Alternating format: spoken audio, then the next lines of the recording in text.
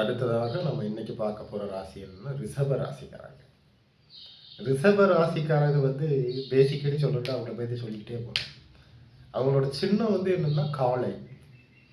ஒரு காளை எப்படி உழைக்குமோ அப்படிப்பட்ட உழைக்கும் தன்மை கொண்டவர்கள் இவர்கள்.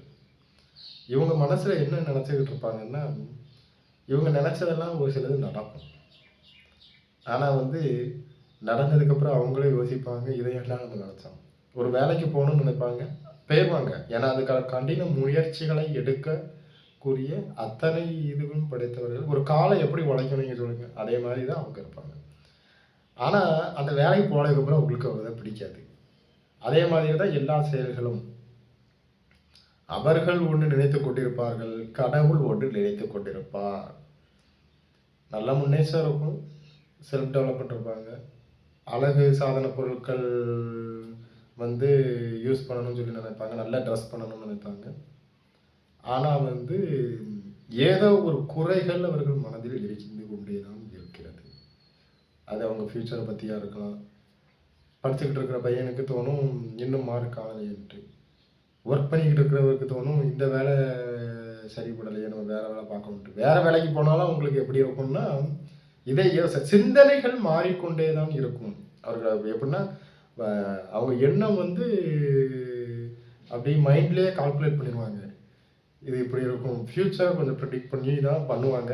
இருந்தாலுமே அது எல்லாமே கொஞ்சம் ஃப்ளாப்பாக தான் போய் நிற்கும்.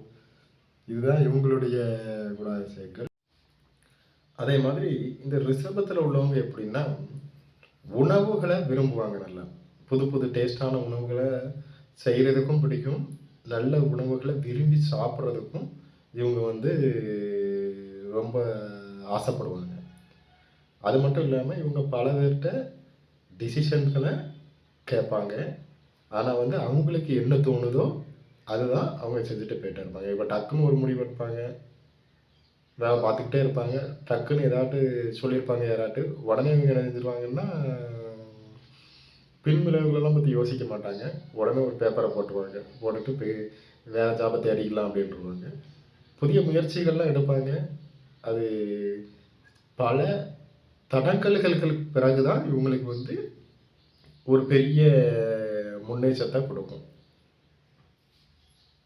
இன்னும் வரப்போக வீடியோவில் இன்னும் நம்ம நிறைய இது பார்க்க போகிறோம்.